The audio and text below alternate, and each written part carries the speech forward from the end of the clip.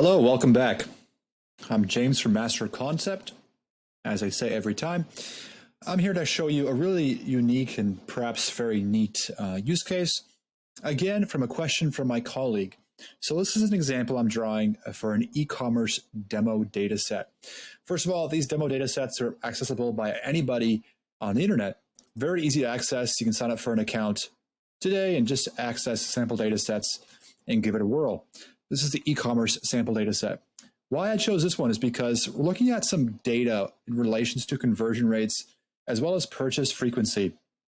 So two parts of this analysis. One part is looking at a active usage cadence.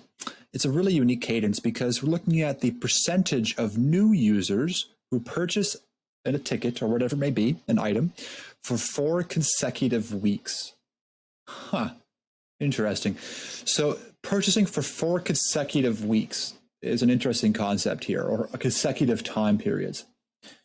My usual first step is to go to the user cohort builder. So let's tackle this with the user listing. But again, the user cohort builder will be based off of say a pivot date, which is like a starting point. It has to be somewhere in history, and typically you would use today or the last, say, time period from today. So in this case, I'm going to use the complete purchase event. Easy as that. So someone did a complete purchase at least once in the last 30 days. We're doing weeks though. So we're doing, they purchased at least once for 4 consecutive weeks.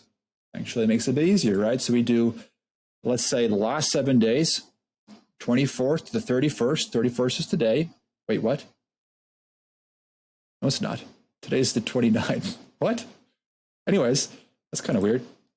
Maybe it's a UI bug. Oh, okay.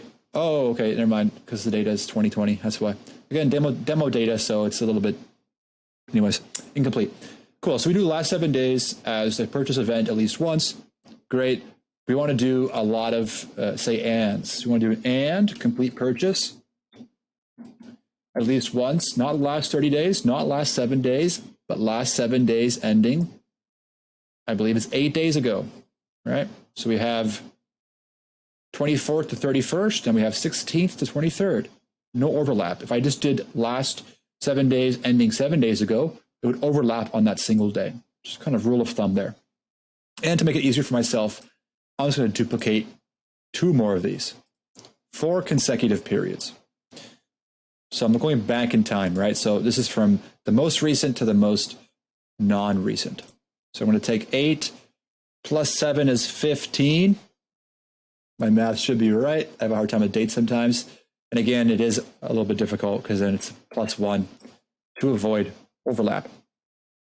So again, 16 plus 7 is going to be, you guys are good at math, right? Again, 23, pretty easy, but we do 24 to avoid any overlap. So we 7, 8, great.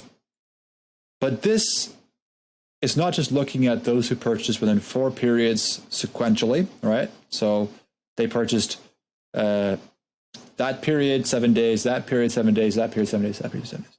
But we're actually looking at new users. So they were new and then they placed orders sequentially. So they became a new customer and then placed repeated orders week after week, actually. Simply add a first-time filter here. Great. And that's, again, a built-in feature I rely on a lot. And again, it actually depends on your data set quality. If first-time filter is not really a first time because you implemented Mixpanel, say, 3 months ago, and before 3 months, you actually had a bunch of customers, but you missed that data, that's the biggest issue, right? Well, I'm assuming this data set's complete. And again, if you have questions about how to make sure it's complete or how to make it complete, import historical events, for example, let me know in the comments. Again, we're Mixpanel specialists, so whatever. You can always comment to me directly and reach out to me. But anyways, so first time ever, here we go. So this is percentage, or sorry, actually number of new users who did this.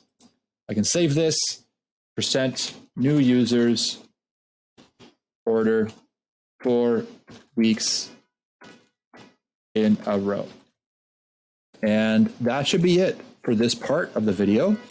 Another part is interesting. I can go into more of analysis of this cohort. Anyways, ciao.